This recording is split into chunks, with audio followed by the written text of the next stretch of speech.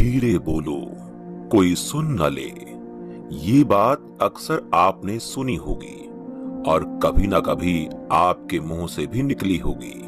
लेकिन सोचने की बात ये है कि ये वाक्य कब कब हमारे मुंह से निकलता है और कब कब हमारे कानों में पड़ता है, क्योंकि ऐसे कम ही गुप्त राज होते हैं जो हम दूसरों के कानों में पड़ने नहीं देना चाहते। अक्सर परिवार में अशांति का कारण हम स्वयं ही होते हैं। हम इस बात को देख पाएं भले ना देख पाएं, पर ये असल सत्य है, क्योंकि जाने अनजाने मूर्खतावश हम खुद ही अपनी वो बातें दूसरों को बता देते हैं जो हमें कभी नहीं बतानी चाहिए। और वही बातें जो जाने अनजाने हमने किसी दूसरे के सामने बता दी थी, वही हमारे दुख का कारण बन जाता है, वही हमारे झगड़े का कारण बन जाता है। और फिर बाद में हमें पछतावा होता है कि मुझे ये बात किसी को बतानी नहीं चाहिए थी। मेरी ही गलती हुई कि मैंने जाने अनजाने में ये बात सभी को बता दी। इसलिए आज की जो कहानी मैं आपको सुनाने वाला हूँ, उसे सुनने के बाद आपको 5 बातें ऐसी पता चलेंगी जो आपको कभी किसी को नहीं बतानी हैं। ये जो 5 बातें हैं जो आपको कभी किसी को नहीं बतानी, क्यों नहीं बतानी, इसके पीछे का तर्क भी मैं आपको बताऊंगा। एक समय की बात है, एक नगर में सुनील नाम का एक युवक रहता था। वो युवक बहुत गरीब था। उसके पास कुछ पैसा नहीं था। 2 वक्त की दाल रोटी भी बड़ी मुश्किल से उसको नसीब होती थी। किसी काम की तलाश में दिन रात खोज करने पर भी उसे कोई काम नहीं मिल रहा था। फिर एक दिन उसने अपनी पत्नी के सामने अपनी सारी समस्या बता दी। उसने अपनी पत्नी को कहा कि मैं जिस जगह भी काम मांगने के लिए जाता हूँ तो हर कोई मुझे ये कहकर काम नहीं देता कि हमारे यहाँ काम की जरूरत नहीं है। मैं काम की तलाश करके थक चुका हूँ। मुझे समझ नहीं आता कि मैं तुम लोगों का पेट कैसे भरूंगा, अपने बच्चों को कैसे पालूंगा, और ये चिंता मुझे दिन रात सता रही है। ये सुनकर उसकी पत्नी ने कुछ सोचकर कहा कि तुम एक आदमी के पास एक बार ही काम मांगने के लिए जाते हो, और जब वो काम नहीं देता तो तुम दोबारा उसके पास जाते तक नहीं। अगर तुम्हें उनसे काम लेना है तो तुम्हें हमदर्दी जतानी होगी, तुम्हें उनसे हमदर्दी हासिल करनी होगी, अपनी गरीबी दिखानी होगी, ताकि वो लोग तुम्हारी मजबूरी समझकर तुम्हें काम पर रख लें। इसीलिए शर्म मत करो और अपनी मजबूरी बताओ, अपनी गरीबी बताओ, और इसी उपाय से तुम काम पा सकते हो। ये बात सुनील के दिमाग में बैठ गई और अगले ही दिन काम मांगने के लिए वो उसी सेठ के पास जा पहुंचा जहां पर वो पिछले दिन काम मांगने के लिए गया था। लेकिन इस बार उसने हाथ जोड़कर उस सेठ से प्रार्थना की, उससे विनती की कि वो बहुत गरीब है और उसे काम की बहुत जरूरत है। वो जो कुछ भी उसे देंगे उसमें संतुष्ट हो जाऊंगा, पर कृपया मुझे अपने यहाँ काम पर रख लें। उसकी ये हालत देखकर उस सेठ ने उसे अपने यहाँ काम पर रख लिया। वो रोज वहाँ काम पर जाने लगा। अंदर ही अंदर वो खुश तो था कि उसे काम तो मिला, लेकिन उसे वेतन दूसरे लोगों से कम मिलता था। वही काम जो दूसरे लोग कर रहे थे उन्हें ज्यादा वेतन मिल रहा था और इसे कम वेतन मिल रहा था। जब इस बारे में उसने अपने सेठ से कहा तो सेठ ने कहा कि देखो भाई, तुम्हें काम की जरूरत थी, मैंने तुम्हें काम दिया। मेरा धन्यवाद करने के बजाय तुम मुझसे शिकायत कर रहे हो। ये कैसी भलबनसाहत है। ये सुनकर सुनील वहीं पर चुप हो गया। बात कहीं ना कहीं सत्य थी, सच थी। सेठ ने तो उसे उसकी मजबूरी के हिसाब से ही काम दिया था और इसीलिए वो उसे अपने अनुसार ही वेतन देता था। लेकिन धीरे धीरे उसने ये बात अपने सगे संबंधियों और अपने दोस्तों को भी बताना शुरू कर दिया। कि उसका सेठ कैसा आदमी है, उसे कितना वेतन देता है। समय बीतता रहा और सुनील पूरी लगन के साथ अपना काम करता रहा, लेकिन अब परिस्थितियां बदलने लगी थी। सेठ अब सुनील से दूसरे लोगों से ज्यादा काम लेता था और उनसे कम वेतन उसे देता था। ये बात सुनील के मन को बहुत खलती थी कि वो दूसरों से ज्यादा मेहनत कर रहा है और उनसे कम वेतन पा रहा है। इससे उसके आत्मसम्मान को बहुत गहरी चोट पहुंची। अब धीरे धीरे उसका मन अपने काम से हटने लगा। उसका मन काम में लगता ही नहीं था। जाहिर सी बात है कि ऐसी जगह किसका मन लगेगा जहां आदमी को अपने आत्मसम्मान के साथ समझौता करना पड़े। इसीलिए जल्द ही उसने अपना काम छोड़ दिया और वो घर पर आकर खाली बैठ गया। अब उसके पास घर का खर्च चलाने के लिए भी पैसे नहीं बचे थे। इसीलिए उसने अपने सगे संबंधियों और अपने दोस्तों से सहायता मांगना शुरू किया। लेकिन उसके दोस्त उसके सामने तो उसे दया का पात्र समझते थे, उसे दिलासा देते थे, लेकिन पीछे से उसका मजाक उड़ाते थे।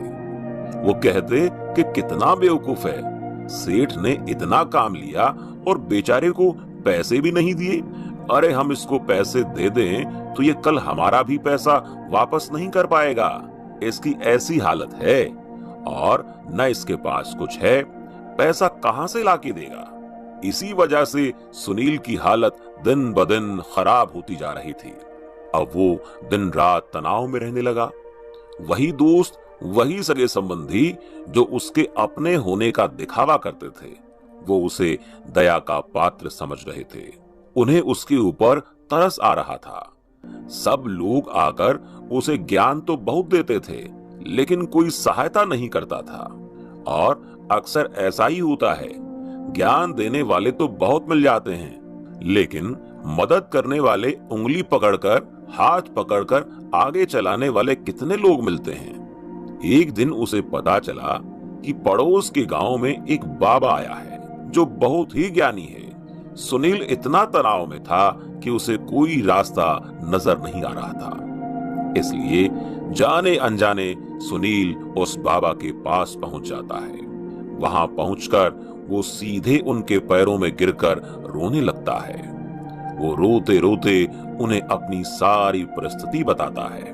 उन्हें बताता है कि किस तरह उसके सेठ ने उसका फायदा उठाया, उसके सगे संबंधी उसके साथ कैसा व्यवहार करते हैं। सारी बातें सुनकर बाबा ने उसे चुप कराते हुए कहा कि बच्चा, ये सारी समस्याएं तुम्हारी बुद्धिहीनता, तुम्हारी मूर्खता के कारण उत्पन्न हुई हैं। अगर तुम्हारे अंदर दिमाग होता तो इनमें से एक भी समस्या तुम्हारे चित्त को दुखी नहीं कर सकती थी, लेकिन तुमने अपने अविवेक के कारण, अपनी मूर्खता के कारण खुद ही अपने रास्ते में कांटे बिछा दिए हैं। आज मैं तुम्हें 5 बातें बता रहा हूं जो भूलकर भी किसी को मत बताना, और इन बातों का अनुसरण करते हुए तुम बाहर से मिलने वाले दुखों को दूर कर ही सकते हो जो बेवजह दुनिया की वजह से तुम्हारे अंदर पनपते हैं। पहली बात जो किसी को नहीं बतानी चाहिए वो है अपनी मजबूरी। अपनी मजबूरी का दिखावा करके दूसरों के आगे दया का पात्र बनकर उनकी सहायता लेने की गलती कभी मत करना। हो सकता है कि आज वो तुम्हारी मजबूरी देखकर तुम्हारी सहायता कर दें, लेकिन कल वो तुम्हारा फायदा उठाने से भी नहीं चूकेंगे, और अगर फायदा नहीं उठाया तो दूसरों के सामने तुम्हारा मजाक बनाने से पीछे नहीं हटेंगे। इसीलिए कभी भी अपनी मजबूरी का दिखावा मत करो। अगर घर में 2 रोटी हैं, सूखी रोटी हैं, तो वही खाकर सो जाओ, लेकिन दूसरों को इसके बारे में भनक तक नहीं लगनी चाहिए। जरा आप खुद सोचो, मजबूरी बताने का क्या प्रयोजन होता है एक इंसान का? या तो वो दूसरों से सहानुभूति हासिल करना चाहता है या उनसे कोई आर्थिक मदद चाहता है। लेकिन अगर दोनों ही परिस्थितियां आप देखें तो दूसरा आदमी आपका फायदा उठाने से नहीं चूकेगा, और अगर वो फायदा नहीं भी उठाएगा तो अपनी नजर में वो आपको मूर्ख समझेगा, बेवकूफ समझेगा और दूसरों के सामने आपका मजाक जरूर बनाएगा। इसीलिए अपनी मजबूरी के बारे में किसी को कभी मत बताना। दूसरी बात जो किसी को भी नहीं बतानी चाहिए वो है अपनी अतीत की गलतियां और भविष्य की रणनीतियां। जरा सोचो कि अगर हम अपने अतीत की गलतियां किसी दूसरे को बताते हैं तो उसका क्या प्रभाव होगा। वो गलतियां ठीक तो नहीं की जा सकती हैं, जाहिर है, तो उन्हें बताने का क्या प्रयोजन रह जाता है। आप अपने अंधेरे पक्ष को खुद दुनिया के सामने बता रहे हो, खुद अपनी गलतियां दूसरों के सामने बता रहे हो। इससे उस आदमी की नजर में आपका एक चरित्र गठित हो जाएगा और वो भविष्य में हमेशा आपको उसी नजरिए से देखेगा।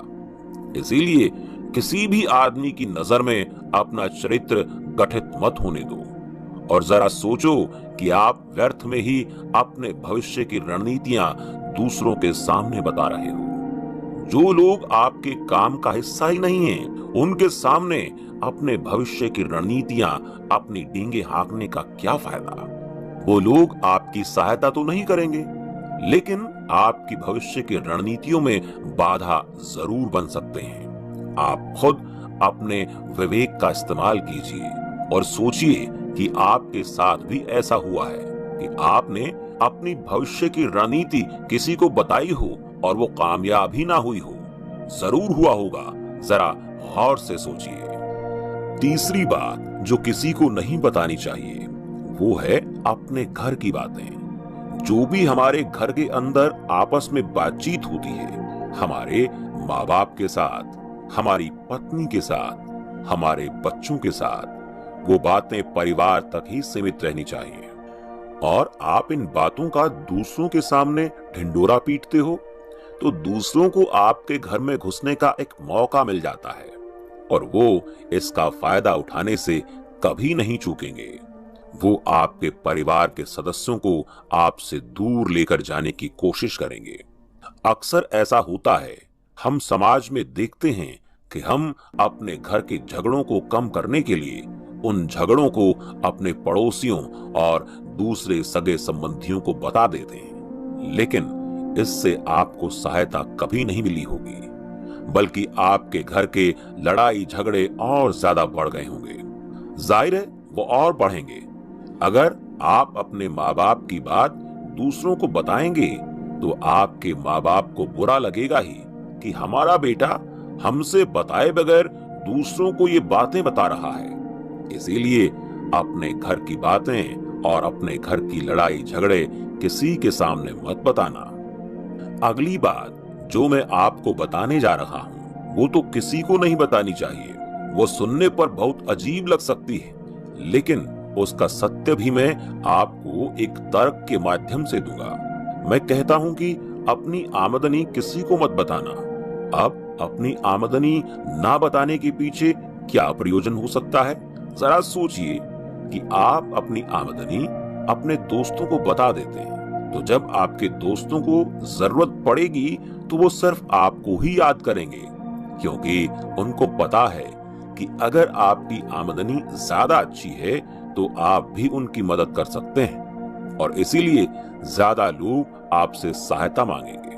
और जब आप उनकी सहायता नहीं करेंगे तो वो सोचेंगे कि इस आदमी के पास पैसे हैं, मेरी सहायता कर सकता है, लेकिन ये सहायता कर नहीं रहा है और इसीलिए आपकी आमदनी आप दोनों दोस्तों के बीच झगड़े का कारण बन सकती है। कम आमदनी होगी तो लोग मजाक उड़ाएंगे और ज्यादा होगी तो सहायता मांगेंगे, तो अपनी आमदनी बताने का कोई प्रयोजन नहीं है।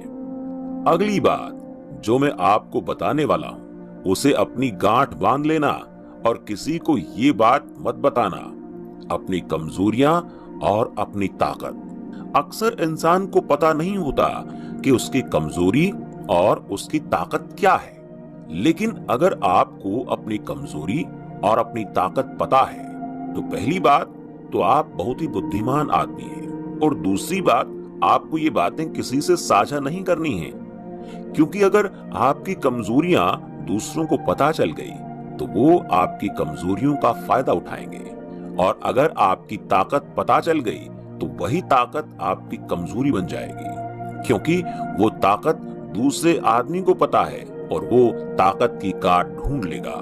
अपनी कमजोरी और अपनी ताकत अपनी पत्नी या अपने पति को भी नहीं बतानी चाहिए, क्योंकि इसके बाद आपको घर में उनसे हमेशा दबके रहना पड़ेगा। तो अगर आप अभी तक इस कहानी को सुन रहे हैं तो आपके लिए मैं 2 एक्स्ट्रा बातें बताने वाला हूँ। पहली बात जो किसी को नहीं बतानी चाहिए वो है अपने मित्र और अपने शत्रु। आप अपने मित्रों के बारे में अगर दूसरे लोगों को बताएंगे तो वो आपके मित्रों के साथ अपनी घनिष्ठता बनाकर आपको धोखा दिलवा सकते हैं। आपके गहरे मित्रों को आपसे दूर करने का प्रयास कर सकते हैं।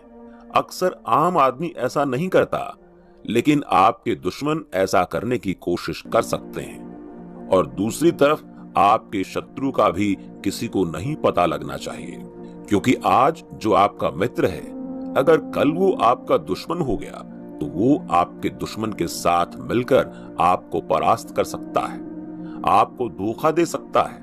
इसीलिए अपने सबसे अच्छे दोस्तों को भी अपने दुश्मन के बारे में कभी मत बताना। अगली और आखिरी बात मैं कहना चाहता हूँ, जब तुम दान करते हो तो दान के बारे में भी किसी को मत बताना, नहीं तो दान करना व्यर्थ हो जाता है, बेकार हो जाता है।